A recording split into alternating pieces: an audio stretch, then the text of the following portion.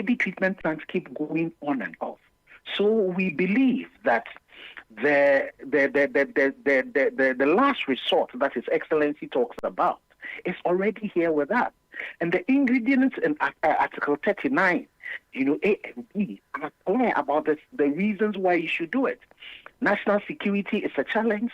The issues around denying citizens access to essentials of life. And what is more essential than water? And so that's why we believe, and the press conference really stated it, that beyond asking His Excellency to say that declare a state of emergency in parts of this country. We're not saying everywhere. We're not even saying entire district. We're saying in parts. And the education we have from the lawyers even means that you could even do it in particular situations. Currently, as we speak, we've been talking, the Minister for Land has been talking about getting a court, a fast-track court to deal with these issues. The President also mentioned it. But under a state of emergency, like they did in the UK when they had their route, you could set up a court that operates a 24-hour cycle, such that in the UK they would arrest you, take you to court within 24 hours. You are prosecuted. You can do that in a state of emergency.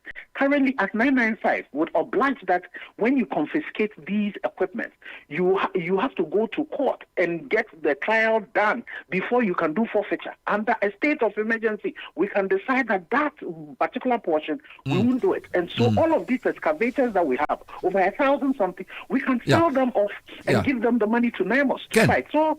Yes, sir. Is there clarity on what the term means? Because I remember a few months ago, the president said that Ghana was facing an emergency with Galamsey. A national emergency. Yes, and I interviewed the Minister for Lands, who also sort of said, yes, Galamsey is an emergency. Are they playing with words, or is the concept of state of emergency, as civil society is asking for, is it clear for all of us to see? So, Bernard, I think that because we've been in this, we've gotten a lot of education. We've gotten a lot of education from various legal luminaries. And you see, the point that is made is that under the state of emergency, it's not the fact that once you declare a state of emergency, then the ingredients are the same. It is the president who would decide. You remember during COVID, there was an EI that was issued, and we were all told what to do. You know that in places like Boku, curfews can be brought, and even the curfews, we define them.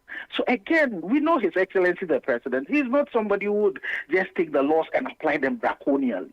So we believe that under the state of emergency, we can be specific, and there can be different ingredients in the way we apply it and what it is that we do. Currently, if you take all our water bodies, there's no fishing going on in all our water bodies. But the charm funds are still on it. Fortunately, NIMOS just reported on Monday they have been on the Bonsa, on the side of the Bonsa, and they've done some arrests. I drove on the Dunkorfin Road, and on the bridge, you could see people in there. You go towards Pristia, there are people who have blocked the Cobra who are currently sitting. So you can declare a state of emergency in those particular places. There are the forest reserves. The president talks about 9. The 9 were red, but there were 40-something which were amber. That people are still currently in degrading and destroying it. You can declare a state of emergency within it. And so no excavator would even move into those communities. So we believe that in terms of the ingredients for this, you see, the president has said it himself. It's a national emergency. And the national emergency is because the ingredients that the Constitution sees in Article 39 are all clearly shown. And so I don't know what it is that the national security apparatus are not telling the president to be able to do. You have a situation where you have even foreign mercenaries have come from other countries and providing security in some of these areas. And that's a national security threat. So we believe that when you keep on fighting, and it is said, it's only a fool who does the same thing, and expects different results. We've been doing these things similarly all over this period, and we're getting turbidity get worse. And when they ask for evidence, for me, that's significant evidence.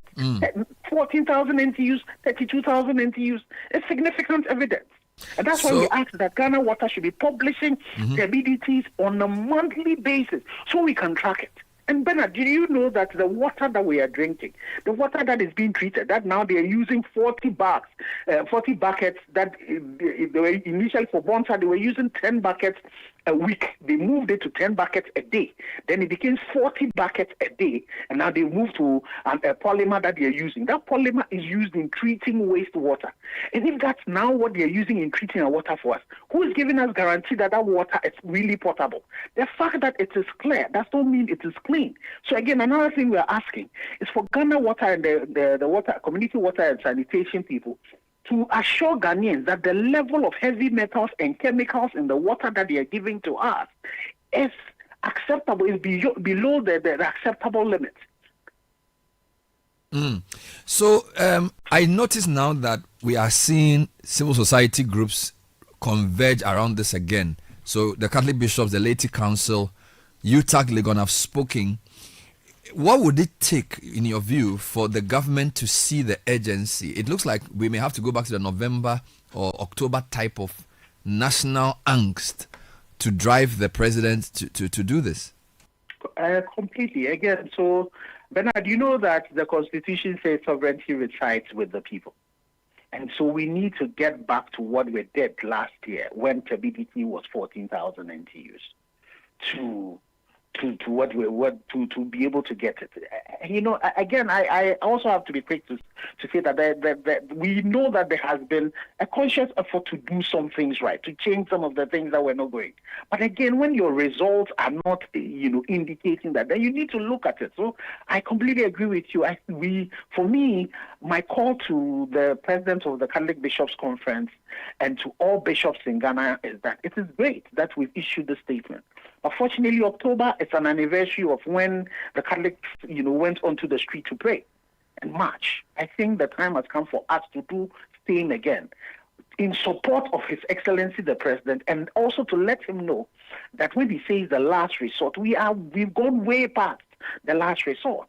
I don't know any country that can see what we've done to ourselves in terms of our water. That continues to do this. What we are doing are war crimes when you do it against another person. But when you do it to your same person, and again, I talk about the situation in Kwenyako. The people of Kwenyako, if it was in those times, they would by now be marching to the eastern region to say, we have not done anything to pollute our water, but our enemies have polluted our water in the eastern region, and we are suffering. And we already have the same issues when you go to Cote d'Ivoire. The waters from the Bear get into Cote d'Ivoire and pollute, in the no man's land between Lubo and the Ivory Coast area. And it gets into their place. They are not polluting their waters beyond that. And so all of this should tell us that something should happen. So I think that we all need to mobilize ourselves and be consistent. What we asked for the last time, we are asking again, and we are pleading with His Excellency the President. Bernard, you, Pastor Bishop Wengam, he's been on your station. I pray that you speak to him, that he should speak to the President. He's the pastor of the President. He should speak to the heart of the President. Another thing I am saying is that for me as a Catholic, knowing that Omanibo Ama was a Catholic, and I believe that he is on his way to sainthood, I will pray for his intercession. When the president speaks, he should speak to the heart of the president, that this thing has to change. The heart that Omani had, the president should also have the same heart. I was hoping, I was waiting with bated breath, because the Minister for Foreign Affairs had given us his word that we're going to hear some new angst in the fight. And so when the president spoke, my heart just sunk. But unfortunately, we are drowning as a people. So there's no room for saying, we're giving up. We cannot give up. We need to support the president to do the things he said he's going to do, but with particular timelines as well. Thank you so much, Engineer Dr. Ken Ashigbe, the leader of the Media Coalition Against Illegal Mining. The pressure is on. Civil society wants more work to be done. It's 8:02. Let's get into tech and social media trends this morning. It's probably brought to us by Telecel. and First Bank Ghana. Are you ready to win? First Bank Ghana says it's time to use and win.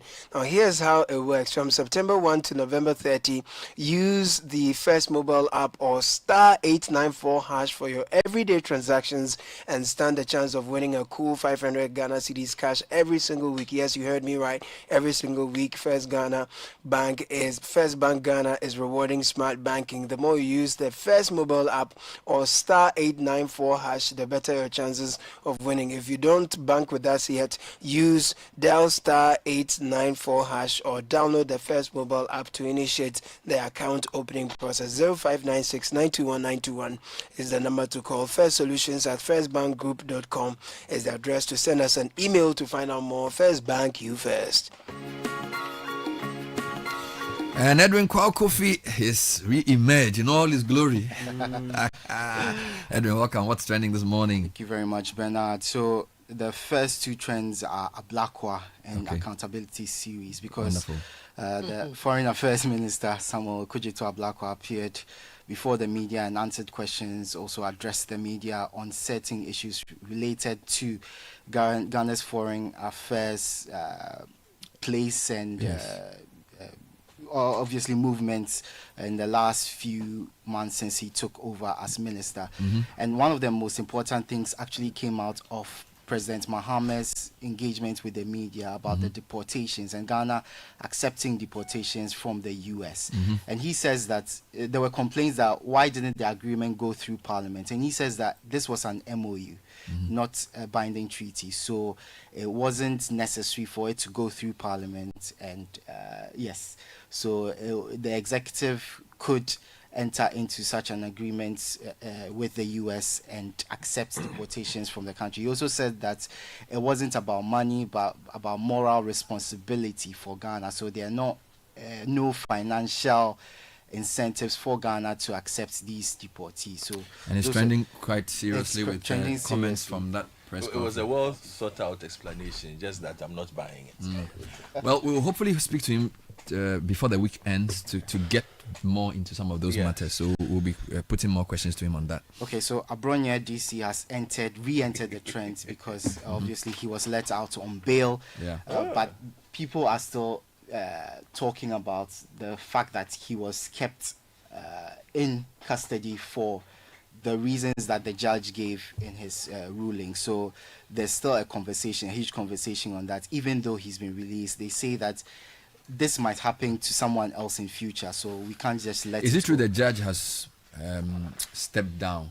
We're told he is, according to the reports, and if the reports are to be believed, then by close of day today he would have retired from the bench. Although we again were told that he was expecting to be elevated, having been shortlisted as one of the justices, not just judges of the lower courts, to be elevated to the high court. So it is what it is. It's what it is. Okay, so the Menchia Palace is also trending because obviously yesterday we had the first day of the 4-day funeral of the late Asante Hema. So the pictures, videos are being shared. Everyone is interested in this display of culture from one of the regions in Ghana. So everyone is very interested in the funeral of the Asante Hema. Also trending and sports related is Duplantis, Mondo Duplantis. Oh my God. How many times has he broken his own record? 14 times. I don't like what Duplantis is doing. He's an animal. You know what he does? What? He will raise the thing small. And he'll break it this Then year. he'll break it. Next year you come and break Then again. He gets his money Tell and him then next year that if he knows that, he I knows have a his question. limits. If he knows he can break 640. Yeah. You should just do it. Just and do leave the it thing and there. let's But go. the question is, why don't we ever do poll votes in Ghana at that level? Well, we've seen the videos see from the things that they've been doing. SHS. We should bring some to the Business Olympics. You see our polls. Yes, I want to do poll votes. No, we beg you. Even there are simpler ways to die. We need you good health. We beg you. No, it would be nice to hold the thing like that. I mean, I beg you. poll voters don't have to be that muscular. No. It's just upper body strength and technique. Yes. Yeah, and he does it so well. And you It's have so to- elegant. You must trust the pool, man. Is it the equipment that you will get the problem? No, it's just having a pole, having a foam and a bar. So you just chuck it in the So ground and then which of those will you trust? I would trust the pole. That's the one this guy says he doesn't trust. So he's broken his record 14 times? 14 times. Amazing guy. He's Swedish, right? Yes, he's Swedish. Incredible guy. 3-time world Supreme champion. athlete. I actually saw him run 100 meters. Yeah. And I felt like if he had trained for 100 meters. You would have smashed some records. Yeah, but He's I quick. think, but just He'll that be decent. the muscle mass you need to be a power sprinter, Yeah. he may not have had it, Yeah. but he has the quickness. Yeah, so Yeah, well done to him. is trending there. To tech news, there. Yeah, before that, though, also trending is the guys who were jailed in Zambia who were attempting to juju the He's not president. training, he's only training. Charlie. They were bewitching the president.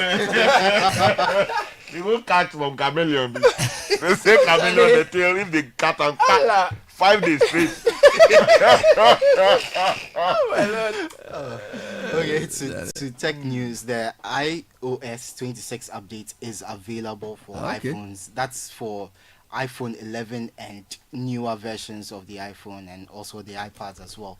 So it has a few new good features like the semi-transparent look. So if you update it, your iPhone has this semi-transparent look, which a lot of people are very happy with.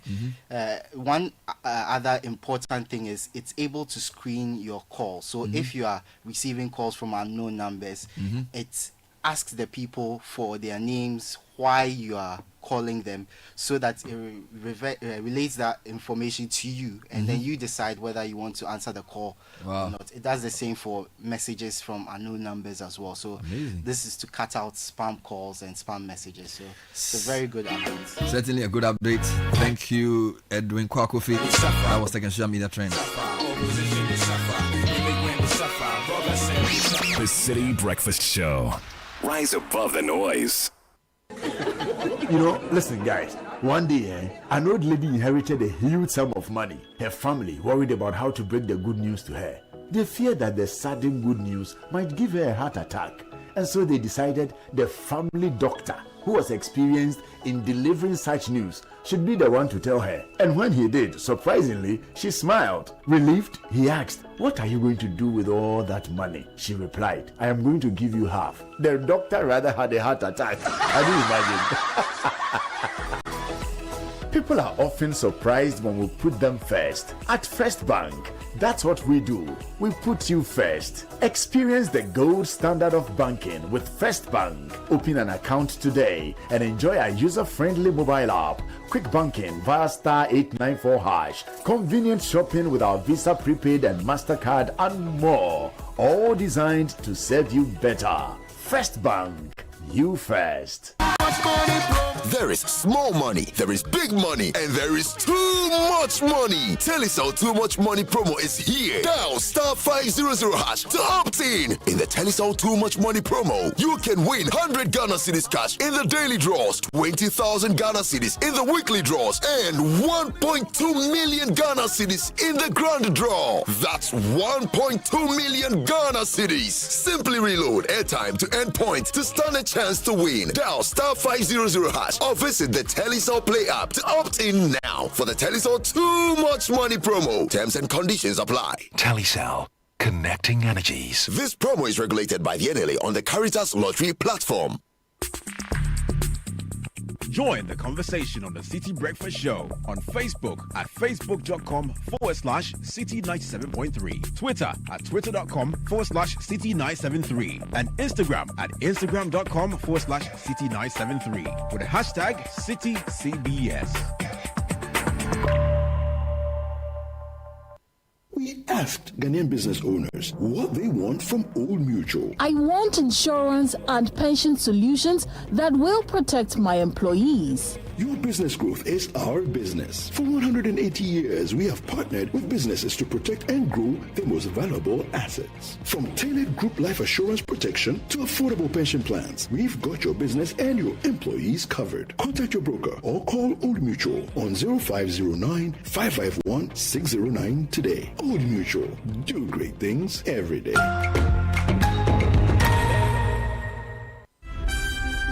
Channel 1 One TV has a way of telling their stories. Stories that empower change, capturing the trending issues, delving into our communities, getting out the voices that matter. Before the end of this year, some significant improvement would have been noticed on that road. And it's not going to be a 9-day wonder. He's back to site to continue with the project. Channel 1 Newsroom, CNR, brings you an exhaustive coverage of the day's news. 8 p.m. and 11 p.m.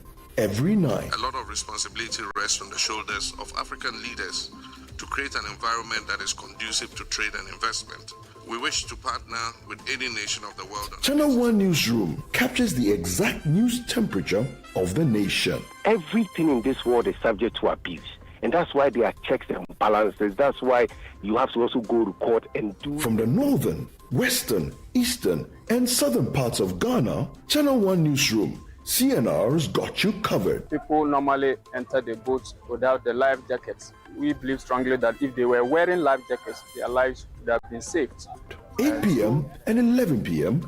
every night. I thought I should contain myself. But he should be careful. He did not win the election on merit. The NDC won the Asokwa election by default. For whatever reason, we, the MPP, we decided to hand over power. CNR, telling your stories, empowering change. Catch CNR on Channel 1 TV at 8 p.m. and 11 p.m. every night.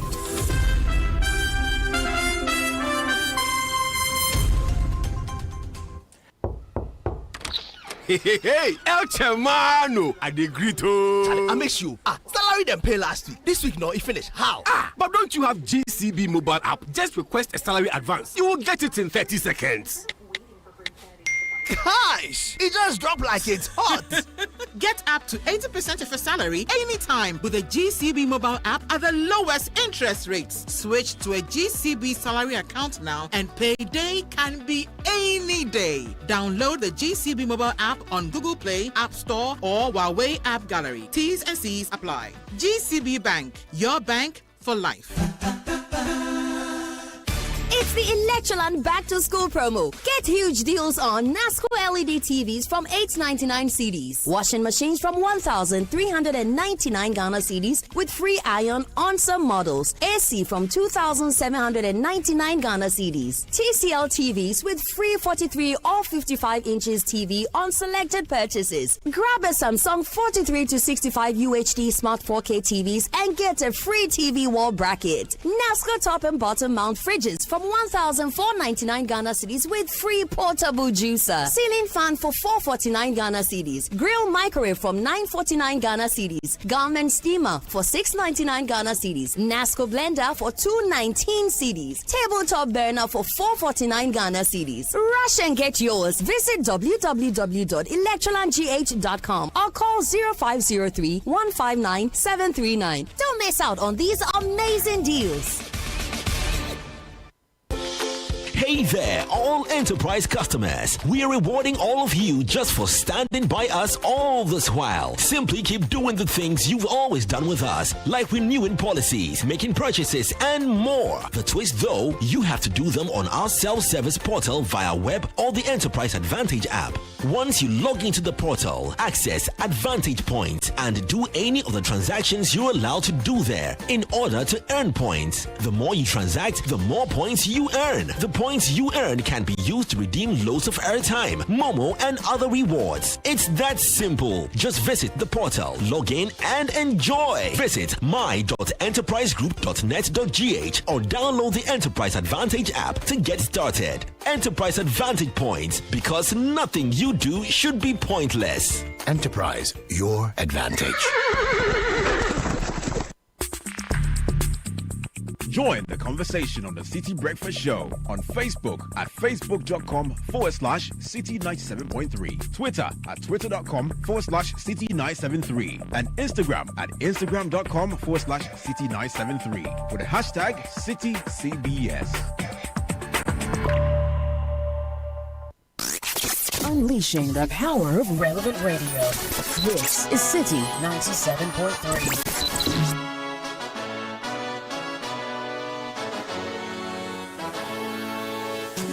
Mama, meme, The City Breakfast Show. Rise above the noise.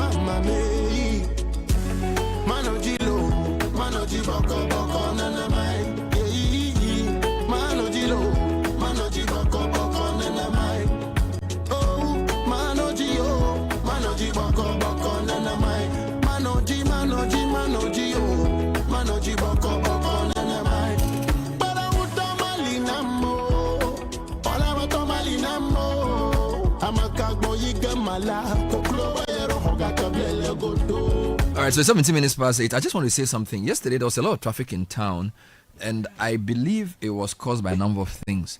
Of course, we have, when it rains, there's a lot of traffic. But I just want to say that the country needs a viable towing system. Because, Sky, on my drive back to work to host the Point of View, I saw a big bus that had broken down on the, the route that if you're climbing from Tesano or the Achimota route towards La Paz. So if you're coming from Achimota and you're driving towards Abekan La Paz, there's this right turn you take before you get to before you get to the overhead. What's the name of that? The left turn. So if you're coming from Papaya and you're going to La Paz, you have to make a left and then turn on to the N1. So this big bus had broken down and it had taken the whole road, and the mechanics were lying under the bus fixing the bus around 8:20 p.m. So my point was, there are many things that have gone wrong there. The bus has broken down, probably nobody's fault. That bus stayed there for almost an hour. Now, for the mechanic to think that he can, or for the bus owner to think that he can leave the bus there and fix it, the problem. It caused so much traffic because people are now trying to climb onto that small ramp and they have to just use the pavement. All right. As a seriously functioning society, and meanwhile, this is not too far from the Okankwe North Assembly, which is very close to the Achimota police station. All right. Our society is not organized for efficiency. Let me repeat, it's not organized for efficiency. So one of the reasons why people get poor, people are tired and sick, is that the society does not prioritize efficiency. Because in another society, they would obviously find a way of moving that vehicle. It's not the driver's fault that the vehicle has broken down. All right, but there has to be a way. Meanwhile, in that area, they are selling so many cars. Now, a serious assembly can say, let's have at least 2 towing vehicles within our jurisdiction, so that as soon as a vehicle breaks down, we will tow it to a designated spot and charge the owner to pay. Exactly. That's what people who are serious about efficiency do. But in Ghana, there was no police there, there was no light, a mechanic was using a torchlight, lying under the bus fixing it. And I said, how do you develop with such a mindset? So this is not even an infrastructure question, it's a mindset question. All right, it's like in your house. Let me give you an example. The front of your house, then a bottle has broken, Malta Guinness bottle, and it's in front of your door. Then when you are going to the house, you decide that you would skip it, you would jump over it and leave it there. Would you do that? Because your common sense as the owner of the house tells you that if I leave this broken bottle in front, it will hurt somebody. Very soon ants will come to the house. My house can be run down. So you've built a system in your house that even though you don't know who even broke the bottle there, you are not saying who broke the bottle. Let's remove the water bottle from there and let's clean the space. Yet a bus breaks down in the middle of a road, and for 2 hours mechanics are lying under the bus fixing it at 8:20 p.m. And everybody else can go to hell. Now, if our assemblies were minded to be efficient, which is why I keep saying that government should stop giving free money to assemblies, because in the problem of lawlessness lies a treasure, a whole treasure of money. Because the country that you went to do your masters in, if you had the similar situation, you are driving from Milton Keynes to London and the bus breaks down on the M25. Sky, even if you don't call for help on the toll line, in 5 minutes, 2 vehicles will come and ask what's wrong. They will tow your car to a garage and you will find a way of paying. They will not leave the car there because it endangers other people's lives. So in that society, they've decided that for them, movement and efficiency is critical. So we will go to them to give us money because we think that, oh, yeah, it just happened. It didn't just happen. Do you understand my point? We have to build a system which thinks about those. You cannot have a whole town full of traffic because one car has broken down. You get it? And I don't think it's even fair to say it's a transport ministry problem. Because for me, it's like in your house, you allocate specific spaces for people to manage. All right? So in your school, the compound has demarcation. Section green is here, section blue is here. It's the same thing. The problem is lack of proper decentralization. The assemblies have to take responsibility for space. All right? This may have been a highway, but still, because once there's inefficiency and once there's traffic, the assembly, because if we are committed to being productive, we'll say, how can people spend 2 hours in traffic because your car is broken down? And why should we wait for one mechanic who we don't know whether is properly trained to use a torchlight to sit under that bus trying to fix it? You get it? Meanwhile, this is a society of people who have gone to master's degree, we have PhDs, we have highly educated people, and yet we sit down for one bus to break down and cause the whole town to come to a standstill. There's something inherently wrong with the way we organize our society. And I feel like it's not just a question of choosing the right people to be MMDCs. The design of the assembly and what they are expected to do and who can even work there and what their terms of reference are and how they are sanctioned for working. Those are all issues. But at the core of it is that our mindset about efficiency is very low. So yesterday, the spillover, of course, the way we've designed the road means that if 3 buses break down in 3 parts of Accra, if a bus falls on the Shiasi road, maybe you are driving from Fiesta Royal to Tema, and a bus overturns and blocks the middle of that road. Another bus overturns at Achimota and blocks those who are coming from Ofanko. We have a great luck. Accra will become... Yeah.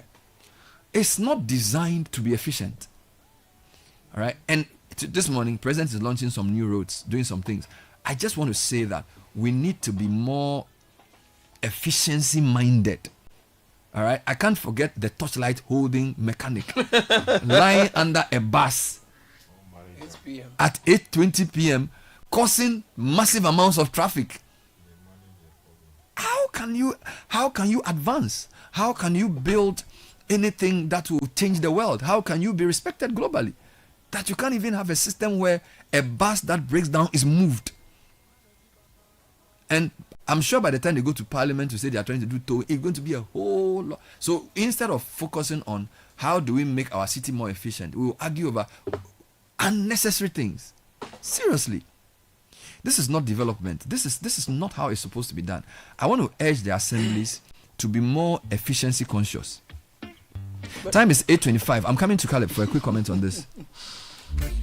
By the way, have you found more information about the roads that are being... So my contacts are yet to get me some more information. So we're still working our lines to establish the facts, as it were, with respect to these particular projects. But I wanted to touch on the traffic situation yesterday. In fact, it cost a lot more moving from work to get home yesterday as a result of the traffic, and I was really wondering whether it was the rains that led to that, because often when it rains too, deplorable parts of roads get worse. It slows down traffic. So if it's going to take you 20 minutes to traverse a particular portion that is very bad, traffic compounds, the rains deteriorates the road further. It gets to like 40 minutes, and then it spills over a network, the road network across the city. Yesterday, I spent close to 200 cedis just to get home with an Uber. Did you figure out where the bottleneck was? So usually there are portions of the road where at the time I left, I wasn't anticipating traffic, but everywhere I got to, there was traffic, and there wasn't any broken down truck or anything like that. So I figured might be the rain or something. Then when you mentioned this morning that there was a truck that broke down, I noticed that must have contributed to it. You know, we have very bad connecting roads, which once we get off the main roads, it takes a longer time. So when it rains, the the pace at which vehicles move slows down. Now, I remember a month or two ago, the coordinator for the District Road Improvement Project, DRIP, we interviewed him on this program, Bernard. We interviewed Neil Antevanapoy, and he said that the drip equipments were going to be deployed in the second week of August this year to clear, to patch the roads, the connecting roads and all of that. I have not seen any where I live. I've heard that people in Abokobi, Pantai Hospital, that particular stretch, the road that leads to Pantai Hospital is in very, very deplorable state. And I've not seen any work done in the east. You see, it goes back to the assembly. Yeah. So, Sky, I'm getting to the point where I feel like if Ghana would change, the assemblies must be up and doing. We have to focus more energy there, because whether it's road rehabilitation, decongesting traffic bottlenecks, almost every major issue, there's a unit responsible for it. That's true. Right? And it's something that we have to keep hammering until the assemblies hear that they can do a lot more. All right? Within their specific spaces, drip, for example, you have equipment that you are supposed to use to clear. Let me give you an example. People who live in Committee 25. Yesterday, somebody said she spent 6 hours between, I think, Jowulu and 25. Come on. Sky, there's a particular part there called Citi Brothers Junction. Yes. Almost every month, something happens there that causes more traffic. There has to be something. Anyway, let me give you some quick updates. So, the president this morning is commissioning, is that the right word? It's cutting sword. Cutting the sword for the rehabilitation of the Tema Aflao Road. You remember a number of those roads, now the roundabouts on those roads had been left undone because of the debt exchange program and money that had been whatever. So it's an 18.30 kilometer road. So this is kilometer 1, Tema to Aflao Road. Okay. So I hope it starts from the TT Brothers side. I'll get the specifics. Then they are doing reconstruction of Dodowa, Afienya, Dowenya. I think yesterday you mentioned that. Dodowa, Afienya, Dowenya. I mean, we've said a lot about that. All right. Number 3, and the Dodowa, Dowenya, Afienya, it's 24.8 kilometers. 24.8 kilometers. And then we have Atimpoku to Aflao in various lots. Now, why am I bringing? I'll give you more of this, but I wanted to do something. And my friend Ras Mubarak has been traveling across Africa. Today there was a piece published in the Ghanaian papers. Times, I think, about him. Yeah. So what he's doing is called the Trans-Africa Campaign and Unity Trans-Africa Tourism and Unity Campaign. Now, I'm bringing him in because I want him to also share what he's seen in other African countries where we are doing better, where we can improve, what we can learn. The trip started on the 18th of August from Accra, and he plans to visit almost 40 countries. Wow.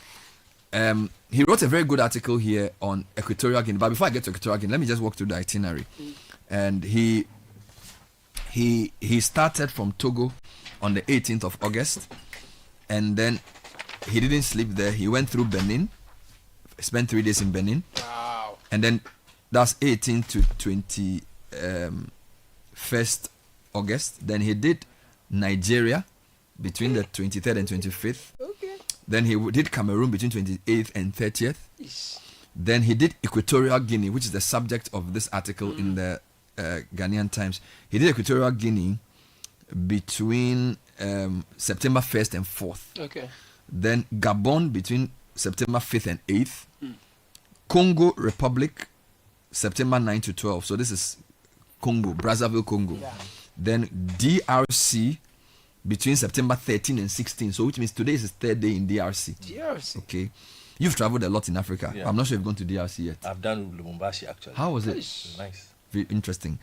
Then he's doing Angola from the 18th. Then he'll do Namibia, Botswana, South Africa, Lesotho, Eswatini, Mozambique, Zimbabwe, Zambia, Malawi, Tanzania, Burundi, Rwanda, Kenya, Uganda, and all this is by road. Wow. All this is by road. So I haven't done a few of those smaller ones. Yeah, he's on the line. So let me sort of link this conversation quickly. So Ras Mubarak, thank you so much. So now you are aiming to become the African tourism ambassador. Good morning from Accra. Where are you now? Good morning, Bernard, and good morning to the entire team. We are in sunny Kinshasa, where the weather today is 25 degrees. We're just getting ready to have a meeting with the Minister for Foreign Affairs here. Okay. Eras, I don't like the quality of the line, so I'm going to do a WhatsApp call instead to see if it will be better. Okay. So, pardon me, give me 5 minutes. I want a very clear line to talk to you. So, we'll call Mubarak back, hopefully on a WhatsApp line. Let's just go to, you've done Togo, right? Both of us have done Togo. Yes. I've done Togo. I transited through Togo. Have you done Benin? Not yet. I haven't done Benin. Yeah. I've done Nigeria, obviously. Yes. Yeah, Nigeria. All of us have done Nigeria. It's almost the first country. You didn't want to? I don't want to go. It depends on where you go to. Abuja is fine. If you are allowed in Lagos, you are dead. It depends on where. The times I went to Lekki wasn't bad. Yeah, Lekki is fine. That's what I'm saying. That Lekki is Lagos. But you can't land in Lekki. You have to go through Mutala to get to Lekki. Okay. Equatorial Guinea. Sorry, Cameroon. Have you done Cameroon? Yes, I've done Cameroon. I've done Equatorial Guinea. I've Cameroon done too. Those Cameroon. Was it Douala or Yaoundé? I've done Yaoundé. I've done Douala. Football related. Work related in other things. In Douala. What about Equatorial Guinea? Done Equatorial Guinea extensively by road. Not your man's place. Have you done Gabon? Extensively by road. Come on. Have you done Brazzaville, Congo? Never. Okay. Have you done DRC? DRC, yes. Lubumbashi? Yes, Lubumbashi. Have you done Angola? I went to sell player. Hey, this man. Have you done Angola? Yes. Wow. Namibia? Yes. Yeah, Caleb, have you done Namibia? Yes, Namibia. They locked me at the airport in Namibia. Oh, why? For 12 hours. Why? It was Agjani who rescued me. Wow. Hi, good morning. Have you done... We've all done Botswana, haven't we? I haven't. No, I haven't. No, sorry. Haven't done Botswana. We haven't done Botswana. Have we done South Africa? Yes, everybody has. All right. I like to go to Botswana. Have you done Lesotho? No. Lesotho. Ooh, that place, they have snow. It's small. It's within South Africa. Have you done Eswatini? No. Not yet. Mozambique? No. Not yet. I thought for football we should have done. No. Zimbabwe? Zimbabwe, no. Been close, but not. Zambia? Zambia, yeah, no. Malawi? No. That's what I say. The country's first one was Tanzania? Yes. You done Tanzania? Yes. How was it? It was lovely. Have you done Burundi? I have not done Burundi yet. Have you done Rwanda? Yes. Oh, yeah. Caleb has done Rwanda. Yes. I've done Kenya. Yes. We've all done Kenya. Have you done Uganda? No. Not yet. Ethiopia? Yes. How was it? Ethiopia is nice. Ethiopia was a transit. I've done Ethiopia 3 times. Ethiopia. Ooh. Is the second or third largest country in population-wise in Africa. Have you done Central African Republic? Sierra, no. Chad?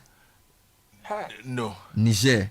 Yes. What do you go and do there? Football. Niger? Wow. Yes. Is it that hot? It's nice. What town? Niamey? Niamey, yes. Good morning, Gogozo. Is Agadez in Niger? Where is Agadez? Agadez. Libya close.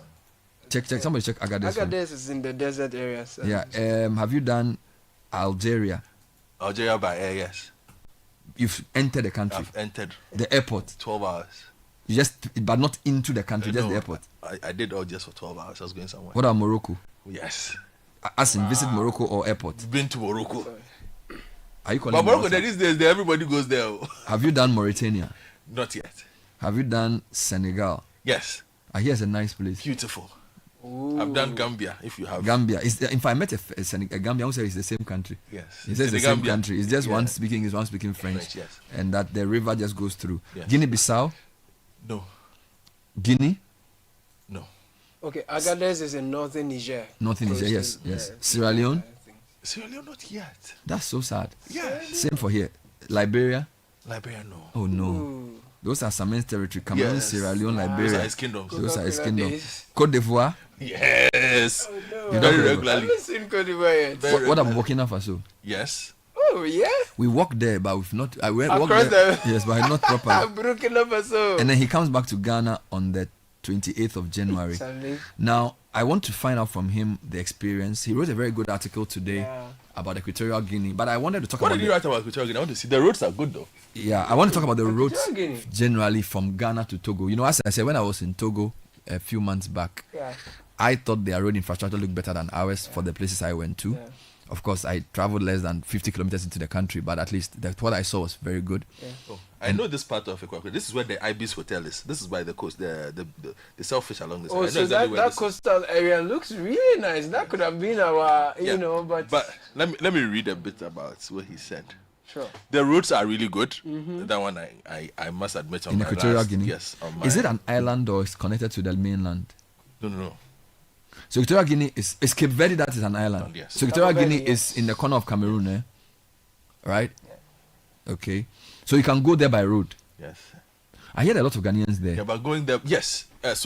What we discovered was that a lot of the work that is done in construction are handled by Ghanaians. There's also oil work that they participate in. There's also a lot of farming, cassava farming. Cassava farming? Yes, between them and Gabon, between the two. So in fact, one of the things that happened was the last time I was there was this general there who has a huge cassava farm, and he was looking for machinery.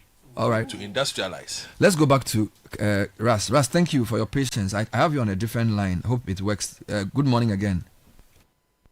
Good morning, Bernard, and good morning to listeners and viewers. This is very good. So, have you kept to the itinerary? Because from what I know, it means you've done Togo, Benin, Nigeria, Cameroon, Equatorial Guinea, Gabon, Congo, and Congo DR. So, from the itinerary you gave me, you are on your last day in Congo DR. Is that correct? As a matter of fact, this afternoon we would leave Congo DR back to Brazzaville to pick our vehicles and then head to Luanda in Angola. It's going to take us more than 18 hours to do that. Don't forget there's the Congo River divides, Republic of Congo and DR Congo. And it's just 8 minutes by ferry from Brazzaville to DRC. So we thought we'll just leave the vehicles, in Brazzaville and then come in by ferry. And so we've had a very fruitful discussions, the meetings, and campaign here in DRC. Government fully endorses the project. As you may be aware, Bernard, Kinshasa alone is a city of 20 million people. So when you talk about organized chaos, 20 million people in one city. 20 million people in one city. And it's largely because of the conflicts in parts of DRC. If you're fully aware of the events here, the east of DRC, very, very rich place.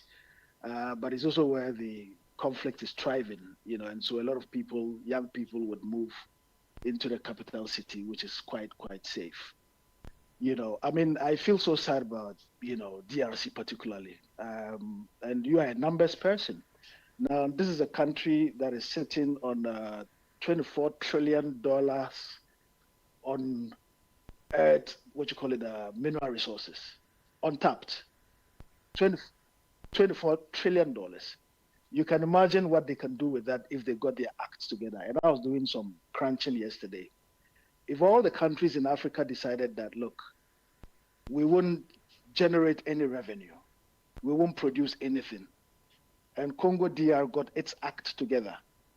As a matter of fact, Congo DR can comfortably take care of all the other countries in Africa for 10 years, Bernard. Wow. Our production output is $2.4 trillion annually for the entire African continent. And this is one country that is sitting on a lot of minerals, and yet, you see staggering poverty, you see a lot of inequality up and down the place.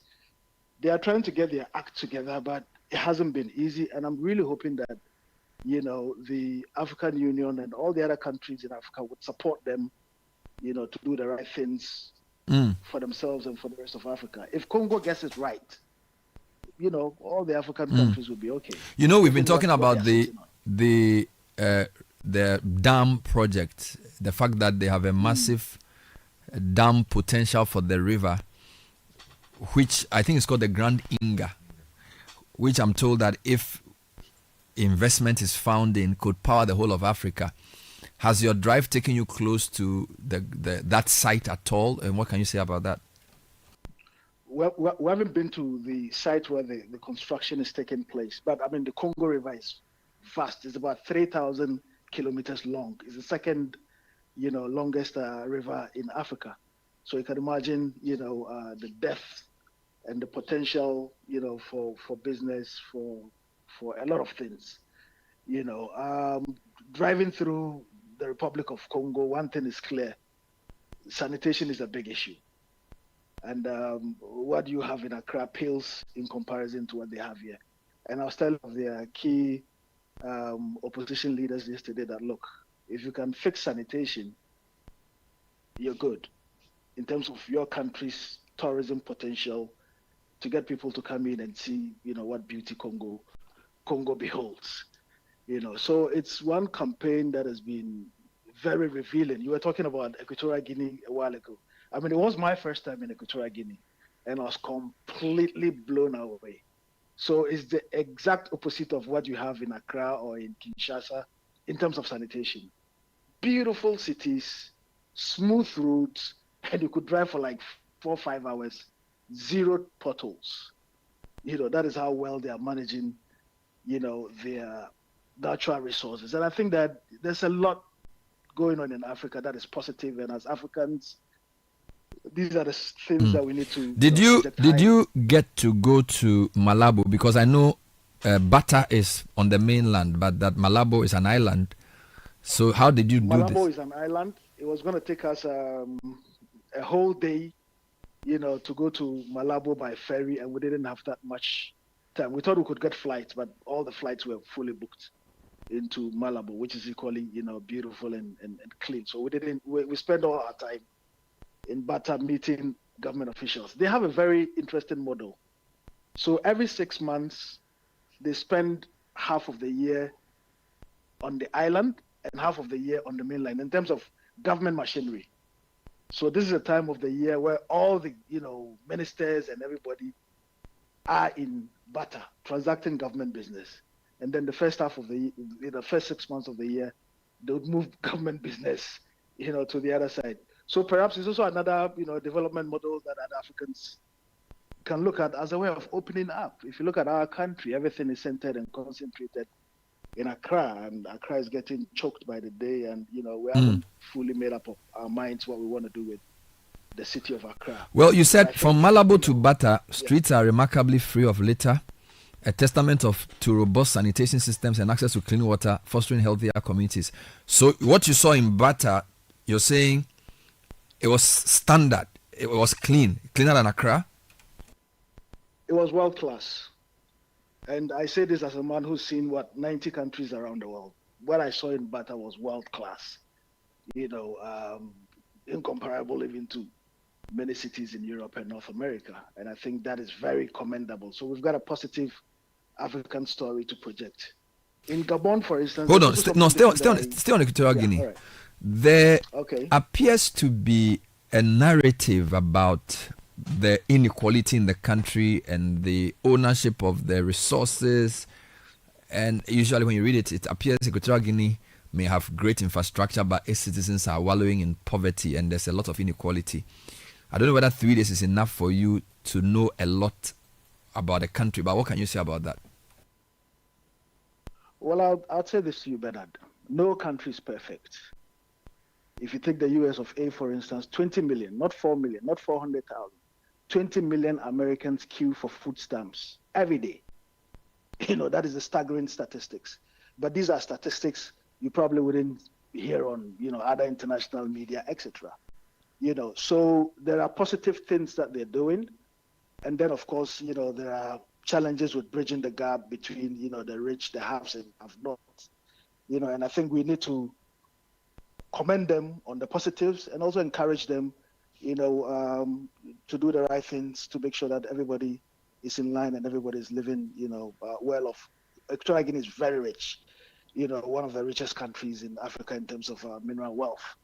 And I think if they were to evenly distribute that resources, they'll do a lot better than they are doing now. So you may be right. I mean, 3 days is not enough to, deeply analyze the country, especially when we have a packed schedule. Yeah. But let's not deride ourselves as Africans that, our situation is bad. No country is perfect. You go to Toronto, Bernard, and you get greeted, city center Toronto, and you get greeted by junkies and, all manner of crazy things. Ras, without belaboring the point, we also need to see our reality before we can change it. So what you are describing in some of these Western countries may not be the norm. All right. I think the problem a lot of us see on the continent is that the inequality is high. So even though the country may be rich in terms of mineral resources, GDP may be high. For example, a listener just said to me that in Equatorial Guinea, their roads are good, but people don't have enough money to buy cars to drive on. So you can drive from Mongomo to Bata, and throughout your journey, you won't meet many cars. So the idea is that the wealth may be there, but it is not evenly distributed. Again, you are right. No country is perfect, but we also need to understand the unique challenges we face as Africans in order to solve them. All right. So trying to say that things are not as bad and therefore it's okay, I'm not sure that's also the best way to go. Right. There are many places in Africa that require better leadership, better governance, better spatial management, and we also have to admit that. I couldn't agree with you more on this. And this is not to hold brief, for the government in Equatorial Guinea or in any other, government in Africa. I mean, given what they have, they could be doing way better than this. But the point I'm making is that, in as much as you want to talk about the reality, you also have to look at the positives. If they have, this much resources and they've been able to actually put it to good use, productive sectors, they've got stable electricity, they've got good roads, quality of living is pretty much high. The challenge for us in Africa is we tend to beat ourselves a lot, on some of the things. And if you're a Ghanaian, you just need to travel to other countries to see, what a beauty Ghana is, even though we could be doing a lot better than we're doing. And a while ago, you were talking, for instance, about the local government system. Bernard, there's no way you can get it right with local governance if you keep appointing, DCs and MCs in a manner that we do it in Ghana. There's no way you're going to get it right. Because the person has zero experience. His claim to fame is he's a party apparatchik. He gets appointed. And you seriously think, he can advance the community's sanitation issue and bring in investment, etc. It's not going to happen. So these are some of the things that. Okay, let's walk through.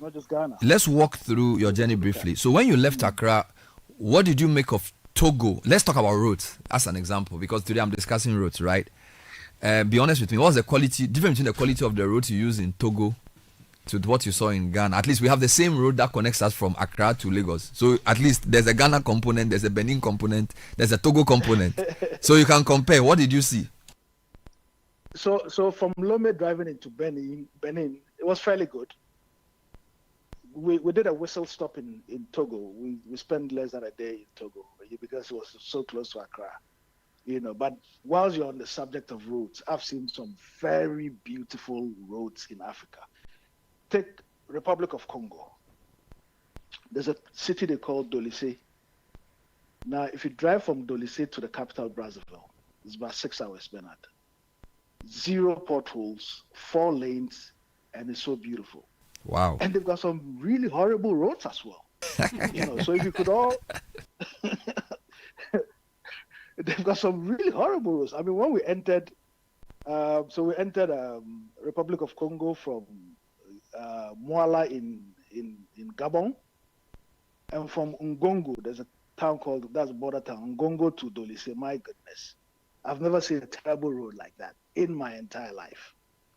It gets to a point where I'm wondering, hey, Charlie, if this car breaks down out of no man's land, where do you even call for help?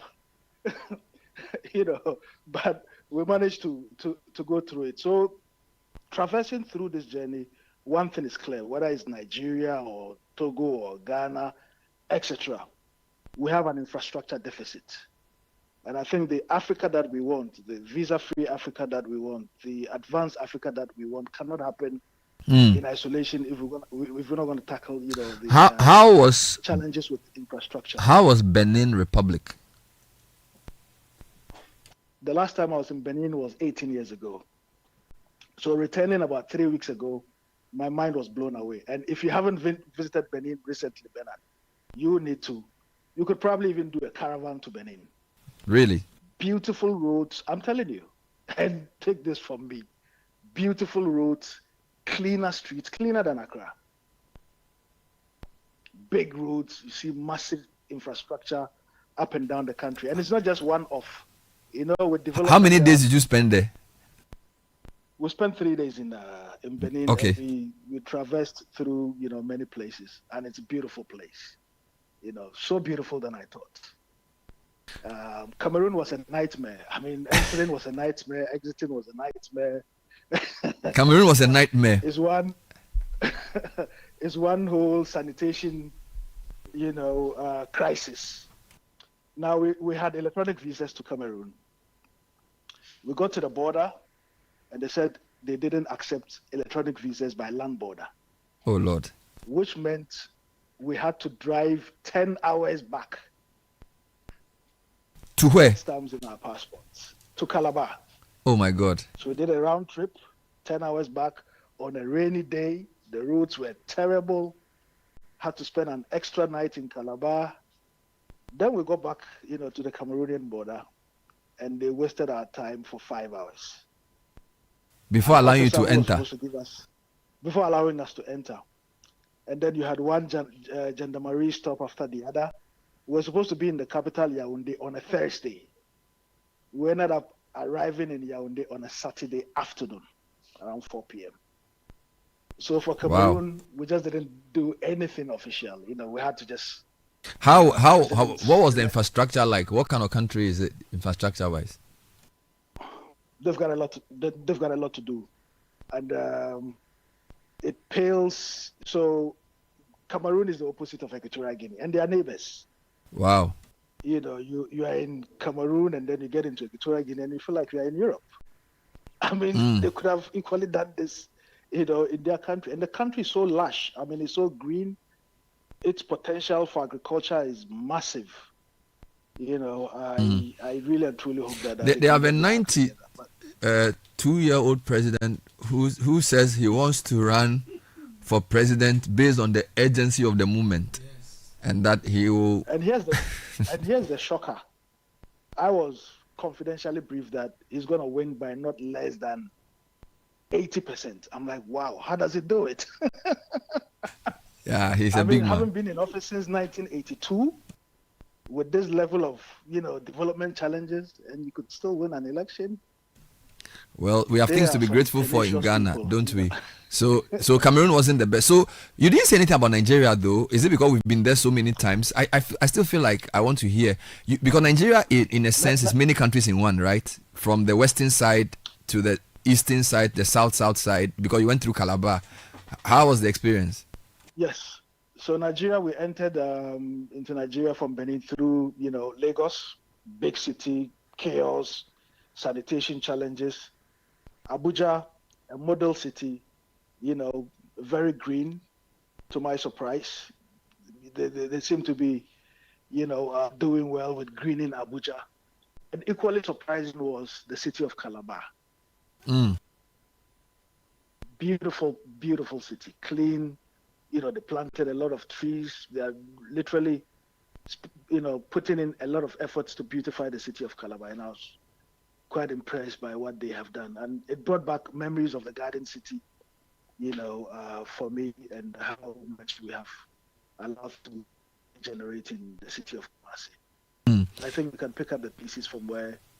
What can you say about Gabon, which is in the same...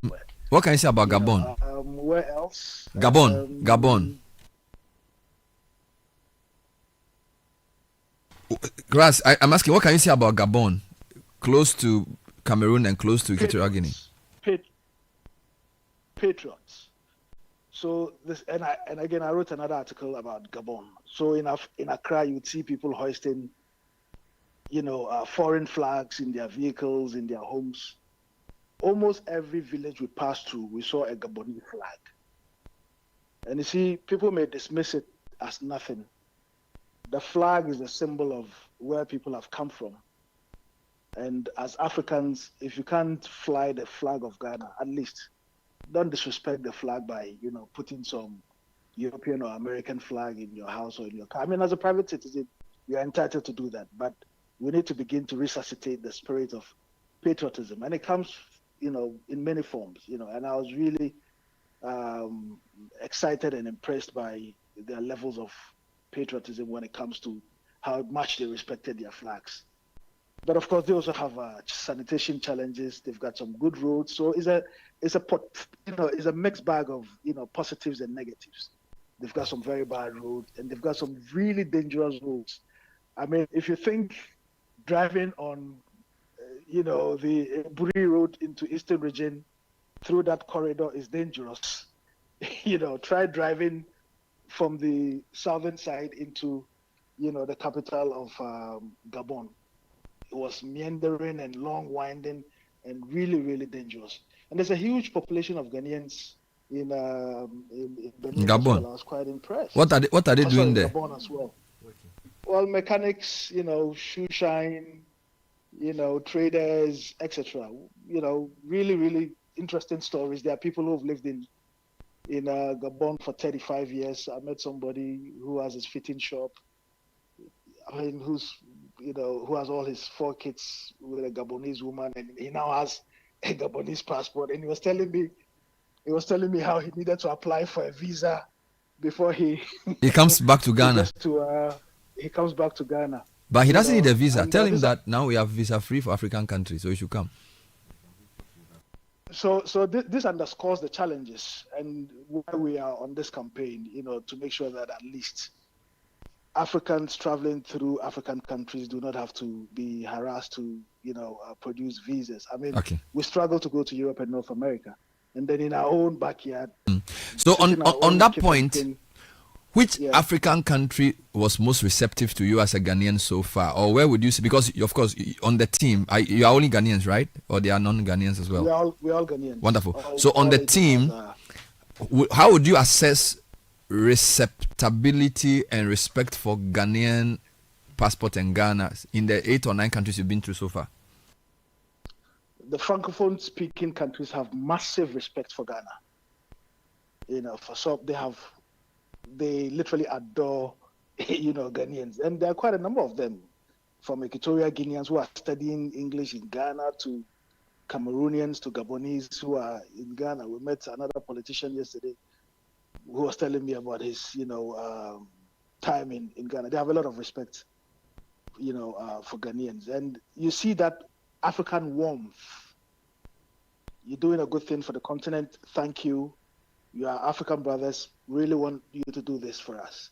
But like I said, Cameroon was a completely different thing. I mean, they are completely out of touch. I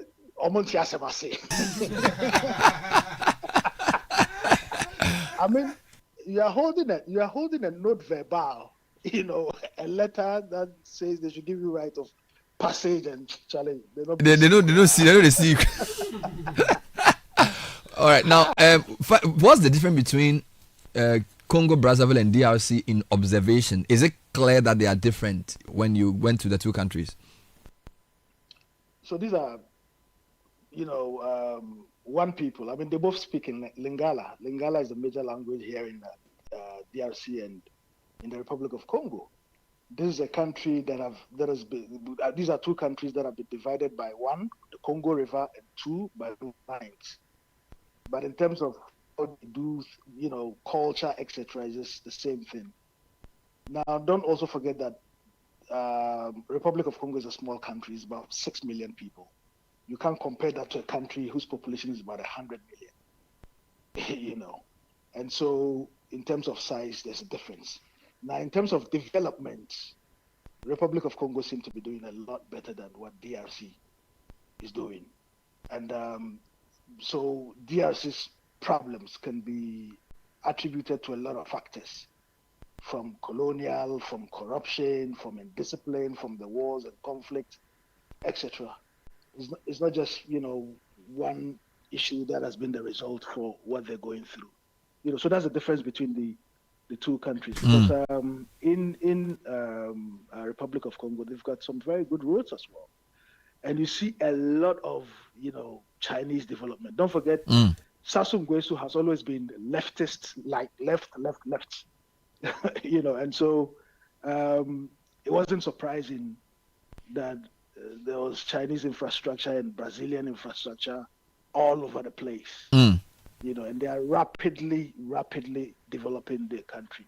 If DRC could go at that pace, DRC would be a different, picture. But I don't know how they can navigate through, the conflict in the East. And Okay. I really hope that African leaders would support them greatly, to end the So conflict. you've done West and parts of Central Africa. The itinerary suggests you are going into Angola, Namibia, Botswana, South Africa.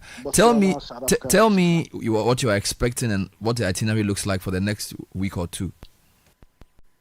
So after Angola, we're going to be into some English-speaking countries. So that's going to be a different ball game.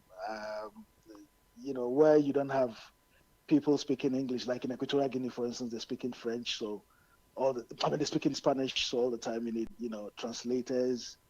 And in the rest of the countries, they speak French, and you need translators. But in Southern Africa, with the exception of Mozambique, I think it's going to be pretty exciting. I'm looking forward to going to Eswatini as well for some reason.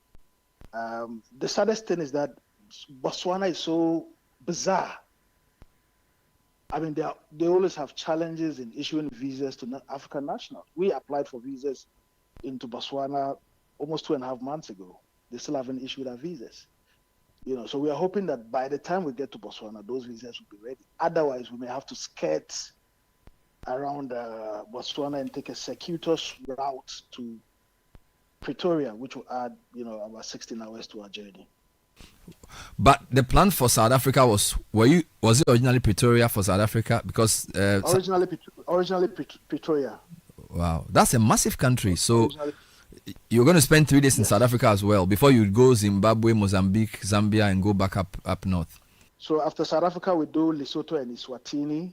Then we do Mozambique and then Zimbabwe before we do Zambia and Malawi, which is the last country in Southern Africa. And then we go into East Africa. So that will start from Tanzania, Kenya, and then Ethiopia.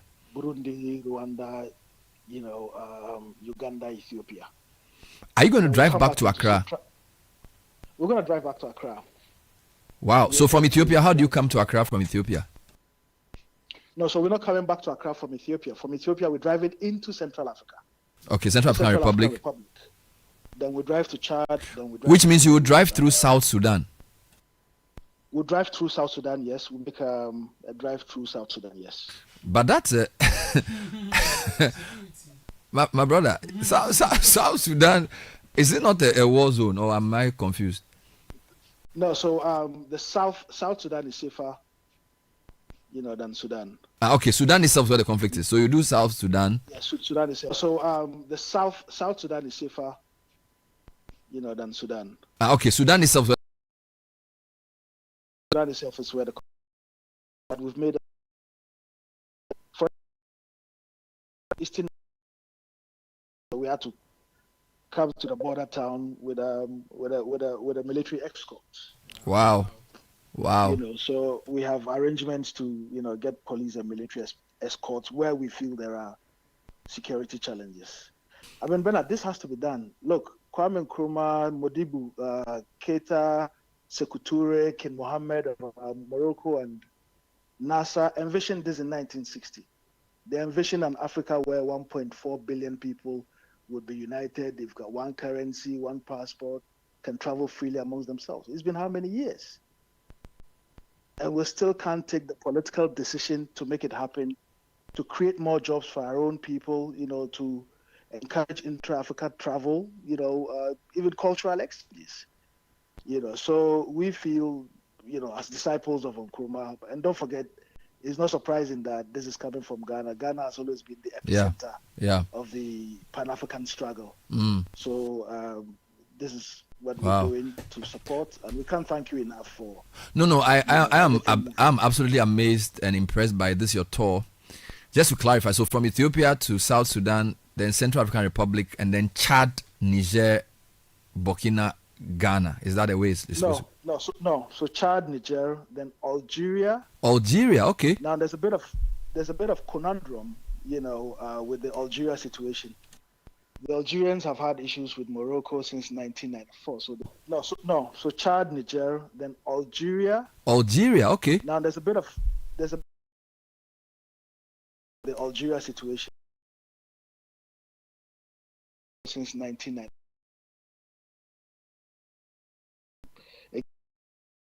The African Union. And I mean, if you are a regional body and your kids haven't been speaking to each other for 1994 and you haven't been able to fix it by now, then it tells you that you're really not doing your work well. So the conundrum here is either we go from Algeria to Spain by ferry, oh God, and then we pick ferries from Spain to Morocco before we can, So you can't go drive. from Algeria to Morocco directly. And they are neighbors. It's like Ghana and Togo or Burkina. We can't go directly because of this. They are quarreling. Situation that has festered since 1994. So you do Morocco and then come down to Mauritania. We'll do Morocco, then Mauritania, then Senegal, then Gambia, then Guinea, Guinea-Bissau, Sierra Leone, Liberia, the Ivory Coast, Burkina Faso, and how are you eventually back home? How are you paying for this? This is Trans-Africa Tourism and Unity Campaign. You're a former MP. I don't know how much money you have. I mean, this must be costing you a fortune to do 39 countries in I don't know how many days. That's unbelievable. In 163 days. How are you doing this? We can't thank our sponsors enough. Major sponsors, Telecel Ghana, who are making it possible for me to talk to you via WhatsApp. The National Investment Bank of Ghana, Ghana Gas, GNPC, Del Cielo Optical Services Limited in Accra, Stanbic Bank Ghana, the National Lotteries Authority. They are our major sponsors, but of course with support from Cocoa Board. Cocoa Board gave us some cocoa products. Wow. To market Ghana. To market Ghana. The Ghana Tourism Authority gave us some, pamphlets and stuff, to give away together with the Ministry of Tourism, but of course GIPC, Ghana Free Zones Authority. Wow. Who have all, So you are exploring markets for Ghanaian products as well. So whether it's chocolate or textiles or whatever. So hopefully you can do a paper for GIPC or the Ministry of Trade on the after and the potential therein, right?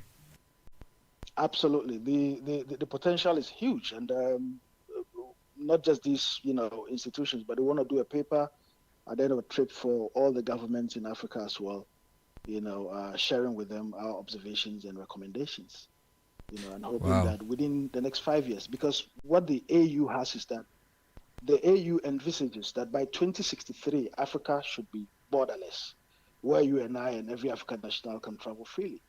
But Bernard, we feel that is completely out of touch. 2063 is 40 years from now.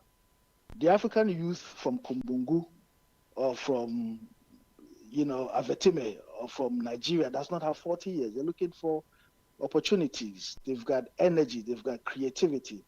And if we don't harness that properly, the devil will find work for them. So we are hoping that Africa can do this in the next 5 years. I mean, Kenya's showed us the way. Benin is already doing it. Benin has visa on arrival for all African nationals for up to 90 or 120 days. All right. Burkina Faso also just announced last week on the back of our campaign that it was canceling visa requirement for all African nationals.